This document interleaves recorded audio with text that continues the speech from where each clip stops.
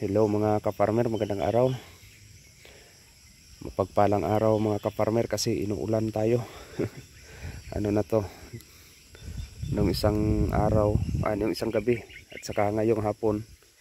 Salamat naman. Ngayon update tayo sa ating talong na ito, pinaparecover natin sa kabila ng tag-init. Tapos gamit natin nito sa mga bago pa dyan, yung ano pa nga pala natin, yung talong pinaparecover natin sa ano lang, gamit lang foliar, wala ring insecticides, wala ring abono sa lupa. At ito na ngayon, hinaharbisan na. Tapos okay naman, maganda naman yung bunga. Ito yan, mahaba. Yun, may mga bunga. Hindi natapos mag-harvest dyan sa mga dyan sa matatanda, sa mag 11 months na yan. Dyan marami. Ano na yun kanina, naka 7 sako. Dito naman bukas na to kasi hindi na kaya. Nagpaulan na nga lang yung nag-harvest. Maraming bunga. Yan, malalaki. Nakatago, hindi maklaro yung bunga mga ka-farmer kasi nakatago. Ito. Yan. Puro lang dahon makikita natin sa itaas kasi yung bunga nasa ilalim. Yan. Nakatago.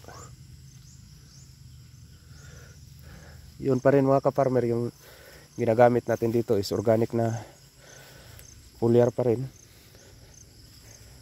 Hindi pa rin tayo nag-aabono ng synthetic diyan sa lupa. Wala pa rin, hanggang foliar pa rin. Yan.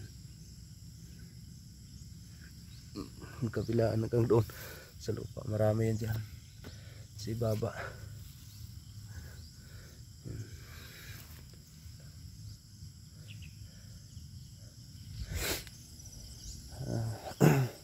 Sa mga magtatanong naman tungkol sa kung anong foliar ginagamit natin dito mga ka-farmer is kahit anong foliar, basta organic, hindi yung synthetic na mga dinidevelop lang ng mga kumpanya na magkakaroon ng mga elemento na kailangan ng tanim, ng mga NPK at saka yung mga micro elements na rin, mga lahat-lahat, kasi may mga synthetic din eh. Hindi ko na lang babanggitin yung mga synthetic na mga base na mga foliar, pero basta kung bibili kayo dyan sa mga agri-supply nyo, yung bibilhin nyo is yung itatanong nyo lang yung mga organic na foliar. May ginagamit din ako dito na organic, nasubukan ko na dito, 2 beses na ina-apply. Yun, i-observe ko pa yun kung anong magiging resulta.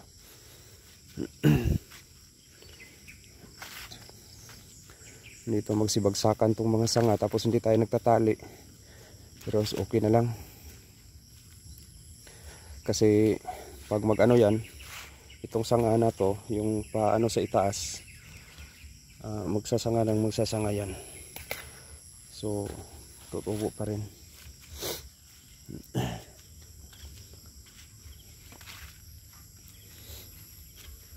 Hindi pa rin tayo gumagamit ng insecticides kasi wala pa naman tayo nakikita ng mga insekto na namiminsala. Pero pag once na mag-ano tayo dito mga ka-farmer, kung mag-aabono tayo ng synthetic fertilizer dyan sa lupa, sigurado hindi magtatagal, dudumugin to ng mga insekto. Mababa lang itong ano natin, puno.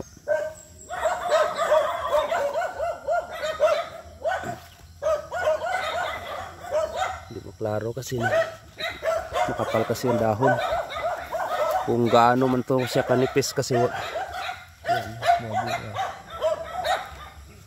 kung gaano to siya kanipis nung nakaraan, dahil nagiging stick na lang to siya eh. wala ng dahon, nakalbo. Gano'n naman kakapal ang balik ngayon.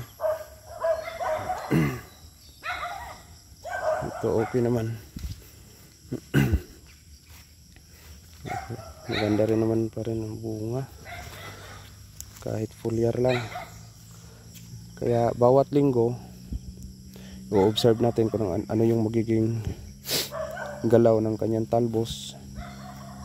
Kung need ba natin na mag-abono ng ng synthetic diyan sa lupa, ng mga komersyal na abono.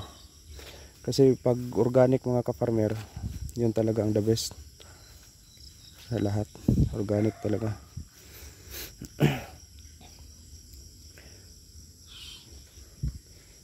Kahit pulyar lang. Okay, yun lang muna update natin mga ka-farmer. Doon sa matatanda, doon kasi mas malaki yan dyan eh. Pero magkasing dami lang yata ito ng puno, pero mas marami na yung sanga, mas matataas na rin, pero mas maraming nakuha sa kanya. Kaso lang maliliit yung mga bunga, hindi gaya dito sa bata pa na malalaki yung mga bunga.